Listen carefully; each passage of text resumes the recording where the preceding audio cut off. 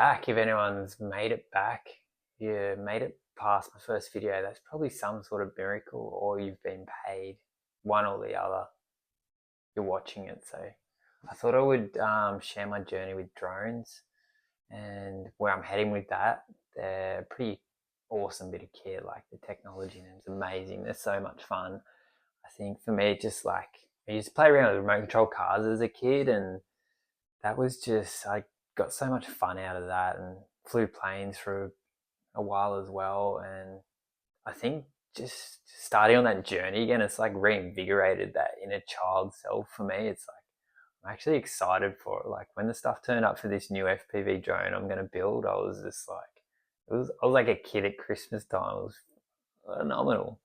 So I'll just share we got back into the drones about, I don't know, a year and a half ago now, and I bought the Mavic Mini 2, which that's a good decision for someone starting out. Like, I think the 3 or the 4 or something had just come out, so the Mini was down to like, the Mini 2, which I bought, was like, I paid like $500 Australian for this. Like, compared to the 4, which I think was like $1,500, like, this thing's so cheap and like so capable. Like, all the technology from the bigger Mavics and that is just filtered down to the Minis, and it's such a compact drone. Like, it just fits in. It's the size of a camera bag. Like, you can just take it anywhere.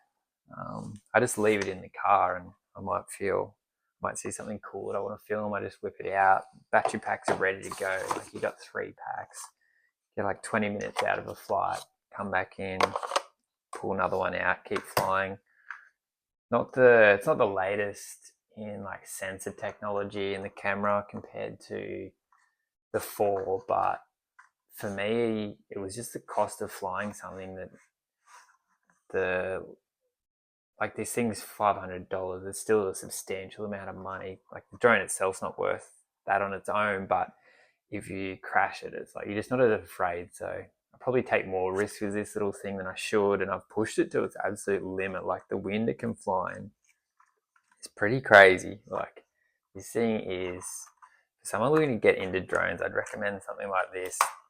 The battery tech and everything with they're just simple and effective. A great entry point. I'd highly recommend them. I went from that to, I was like, I want to try FPV. It looks unreal, and you're super optimistic going into it, and that'll be so easy. Like, I'll be doing flips in no time and getting some really good footage with it, and just can't wait. And I was like, DJI's just released their FPV drone, and thought about it for not very long. Next thing, I had one. They're pretty hard to get, but I found a store in Newcastle that had them. So next thing you know, this thing rocked up, and it is an absolute beast. It's ready to go. You don't have to build it. Everything is included. Remote, drone, comes with a battery and the goggles.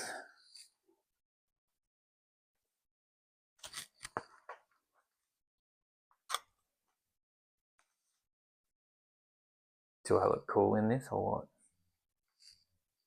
I look legit. But no, on a serious note, my thoughts on this thing. It looks like something out of the future. It looks like something out of it's like something out of a sci-fi movie. It's so futuristic. It looks unreal. It just looks so aerodynamic as well. It's sleek. It's durable. It's a nice looking drone. It's I can't deny that.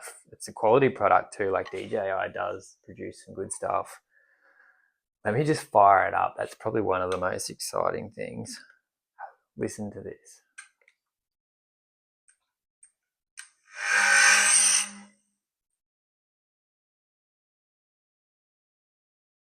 Like, if that doesn't get you excited, I don't know what does. It sounds like, I don't even know how it makes that noise. Like, pretty cool. This thing's a beast. Would I buy it again? Probably not, to be honest. So I got the DJI Care, which It's fairly expensive, and then they give you 2 crash replacements. So I flew it for a while just in normal mode, which is pretty much just like a conventional DJI drone. The drone pretty much flies itself. You're just telling it which direction you want to go. It's a quick drone. Like, it does fly well. You've got the object sensors as well, which is amazing. Shoots in 4K, really good image quality and stable. You can throw it in sports mode. Thing hooks in, like, it's quick. It does roll as well, so you're sort of getting that feel of flying an FPV drone. Like, it's banking as it turns and that. It's a quick drone. I think it's like 10-15 minutes flight time, which is reasonable. I flew at a fair bit in sports mode, got some good footage just flying along the coast and that. And then I was at that point where it's like, I want to fly it in manual mode, but it's like, it scares me a lot doing that, just the cost of the drone. And so it's like, then I do more research, and it's like, yeah, you should do a lot of sim time, which you should do a lot of sim time.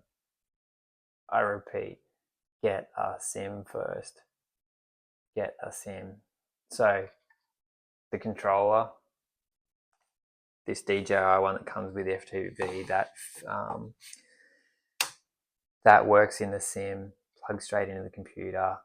My laptop at the time wouldn't work with any of the probably better versions of the sims that are out there. I ended up using Velocidrone, which has really good physics, but the graphics quality aren't as good. Did a bit of time in that, just playing around, which worked well, getting the time up. I then I got a new laptop probably a few months after. I was still flying the Mavic a fair bit, just along the beaches and that around here. Got a new laptop, and then ended up getting Free Flight. It's probably the best one out there that I've tried. It's a really good sim, so putting some time in with that. And I did Josh Bardwell. Shout out to Josh Bardwell. That bloke is a legend. Go on YouTube and check his stuff out. I ended up doing his Learning to Fly on there. He does like a full series. It's so in depth. Like, yeah, you feel like you should be paying for it. Well, I guess you can't help him out, but like, it's so in depth, the training, it's unreal. Like, just follow that series. It does take a long time, but if you're really dedicated to it, you'll put the time in. Like, you need to get at least a minimum 10 hours in the sim, I reckon, before trying to fly a drone in manual mode, which I did do. I was literally ticking it up on the whiteboard. Another hour. I did about probably 12 hours before I flew this thing in manual mode. And I flew it all right the first time. And it's a little bit weird. I think for me, it's like this drone doesn't know what it wants to be. It's like, it's in between two different. It's like, am I an FPV? Am I like a DJI drone? So just the stick configuration, I think the thing that gets me, it's like, to fly an FPV, you need to take the resistance off the left stick.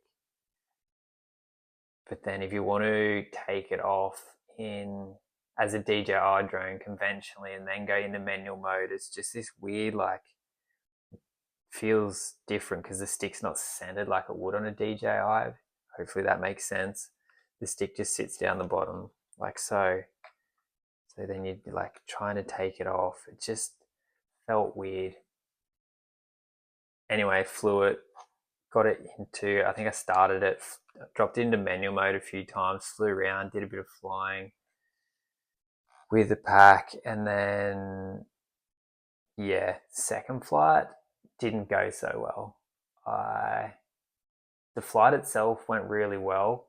I tried to land it in manual mode, was probably like 3 foot off the ground, 3 or 4 foot, and I literally had just a lapse of concentration for 2 seconds, and next thing, just I hit the throttle too much, just like panic revved it or something, and just flipped the thing over. Ended up in a ditch.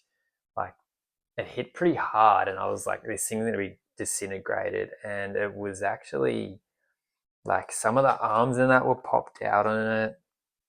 The top was a bit dinted in, but anyway, I took it home and cosmetically got it all looking like pretty good, just some scratches and dents on it, but it looked like it would function. But lo and behold, when I fired it up, it had this sensor error. Tried restarting it, recalibrating all the sensors. Was a no-go, so you have to so it goes back to DJI, $300. This is the replacement one, which is a refurb, I believe, but it looks brand new, like, to DJI's credit. I think I haven't flown this. This is like, I've flown it in sports mode just to test it out, but I haven't flown it in FPV. And to be honest, I'm like, I'll admit it, I'm scared to fly this in FPV. Just the, like, knowing that every crash is like $300, it just really puts you off a bit. I think if I had my time again, I would either buy a bind and fly FPV drone, something that you could repair yourself, or do the option, the harder, like what I'm doing, just build one from scratch with all the kits. So if there's any takeaway from this, you're looking at getting an FPV, don't take it as gospel, but do your research. And if I had my time again, I'd do it differently, but it's not a total loss. I'm using the controller and goggles for the new FPV I'm going to build, and I am doing sim time for those people out there that are wondering, putting in some time with free flight as well. So to lower costs with the controller and the goggles in mind, I was like, I'm one of those people that I enjoyed like the actual task itself, but when it comes to research and that, I'm just like, running, even stuff that I love, like running and drones and bikes and that, I'd rather just someone like, here, this is what you do, go and buy this, or this is the stuff, here's your training plan. And I think if you're not interested in stuff, whatever that is in life, like, why do it? Like, why put yourself through it? Just find someone. There's people out there that really enjoy the research. There's people like Josh Bardwell, he's been doing this stuff for 15 years, and like, he absolutely loves it, and he's done all the research, and it's like he's willing to share that. So it's like he'll say, buy the Boxer radio and get free flight. That's it. Just go and do it. You don't have to look at all the different radios. They're the best. It's the best combo for starting out.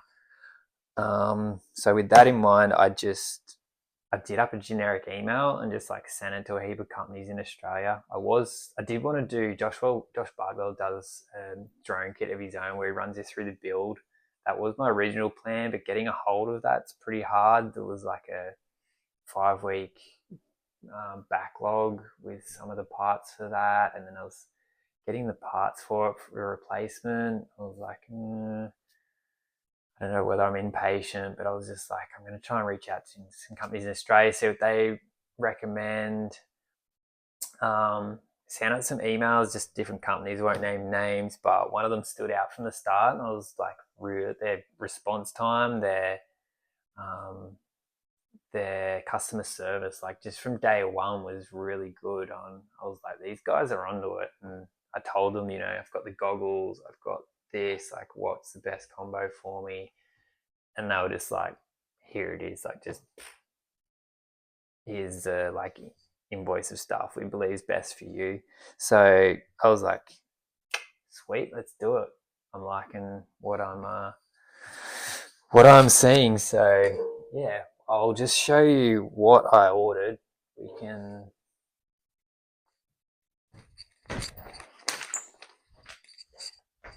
we have a whole bag of loot here. Whole bloody bag of it. Bum, bum, bum, bum, bum, bum, bum, bum, bum, bum.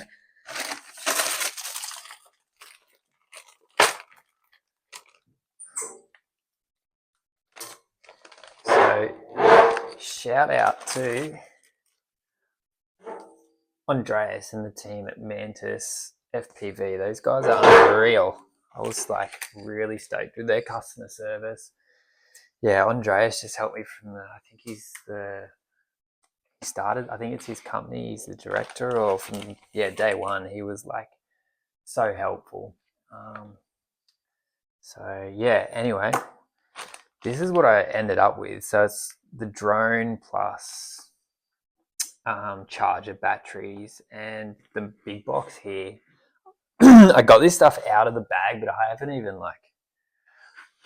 unboxed any of it yet. So like, you guys are on this journey with me as well, and it's literally like I feel like a kid at Christmas.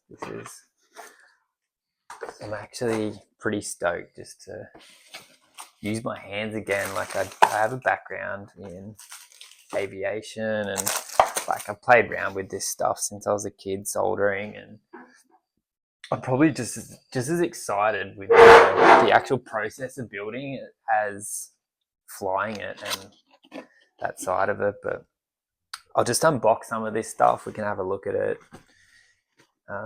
You guys probably know more about it than me, but let's we'll have a sneak peek here. This is the soldering station that Andreas recommended.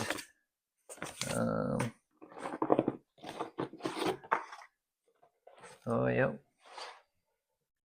Definitely something I need. Like I do have an old soldering iron, but the heat regulation's pretty poor on it. So this will be really good. I like the look of it. Looks sweet. Looks professional. The one that I've got at the moment is I've got an electric 240 volt one, which gets way too hot. And then the other one I've got's a butane as well, which works well. Temperature regulation on that's probably a bit the same. Like I'll give you guys this is by E-Tool, I think is the company. I just trust in the people. It's by E-Tool. Yeah, it's a 70 watt soldering iron. It's adjustable temperature, and yeah, it's a soldering iron. This is probably the, oh yeah, I'm liking it. Liking the look of the tip. Looks like decent quality. Keen to fire this thing up and hopefully not burn myself. Oh, sweet. It has a whole range of tips. That's cool. The different tips with it. Nice. Sorry, I don't sound very stoked about a soldering iron, do I?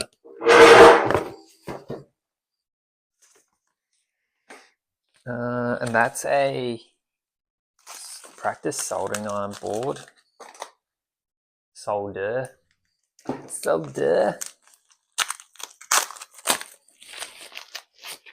a couple of dollars, but I was like, added that to the list. I was like, that's probably a great idea. Like, it has been a little while for me soldering, so it's probably a great idea for me to get some practice in before I go melting anything. Practice board that can go in there, solder stuff. Going back to tools still, these are the Allen keys. I guess you call them an Allen key wrench that I ordered. They're super light. I did check these. I did pull these out just to have a look at one. They're so light. Look like decent quality. A few different sizes there. They're pretty bling too. I like this green. That's my favorite color, green. They will get some usage. I've still got a lot of other tools.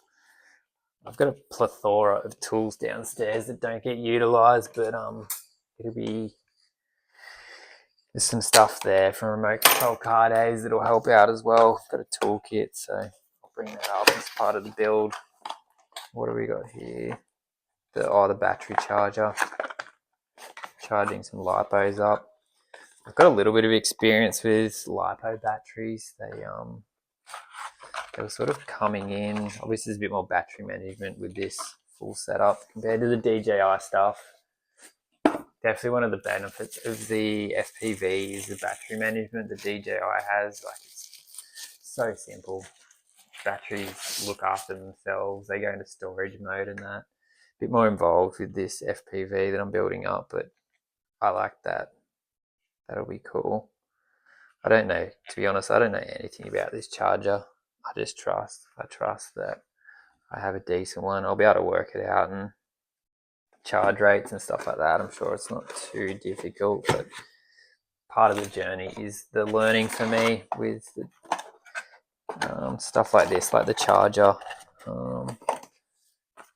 Learning, about, I guess, discharge and storage of batteries and like charge rates, all that sort of stuff. While on the battery topic, got 4 lipos here. These are a 1380 milliamp battery, 6 cell. Nice. Smells good too. Doesn't smell like burning, that's the main thing. These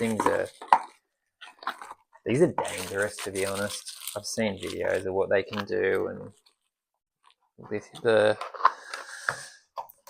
lithium technology is good. It's amazing, but they can be like a shotgun cartridge, those things, when they go off and they get hot. So want to safety first, don't want to burn the house down with those.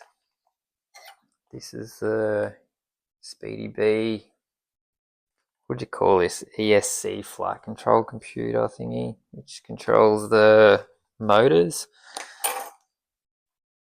ESC's motors and the flight control can do like control the different motor speeds. And am I explaining that right? Whoa, that is cool. Ooh, I like it. Jesus, be careful. That thing's legit. That's a motherboard and a half, that thing. Holy. I won't get that out. That's just a prop tool. Getting props on and off. So there's a range of different props there. Some spares, which would be good. No doubt I'll chew through a few of those. And we have the motors. These are flash motor. 1580 kilovolt. Sounds fast. They look good. I like the color of them. Purple. Sort of anodizing on the inside. Nice. Neck strap, not very exciting. DJI Air unit. I won't get that out. That's like the camera setup, which will connect with my DJI stuff I already have. And this thing is the drone that I've ended up with, the actual kit itself. This is the Volador, the Volador by FlyFishRC. So this thing should be good. I've watched some videos of like a guy building it up. They look fairly straightforward. I think for someone with my capability, I should be alright building the frame up, and that shouldn't be too hard. I've seen a guy fly this, and he was just like absolutely destroying it, like pushing it to its limit, like smashing into stuff. So I know it's not unbreakable, but it looks like a pretty durable drone. It's a 5-inch quad, so I'm keen to start building it up. Looks like decent quality, like the actual frame itself and the carbon fiber. I really like the color. It's hard to know exactly like how the moldings were going to turn out compared to, it looks a lot better in real life compared to like the website and stuff like that. So it's smaller than expected. seems a lot bigger in the picture, but yeah, this thing's unreal. I'm pretty keen to get this show on the road and start building it up, and hopefully you guys will enjoy the journey. Thanks for watching. Let's go.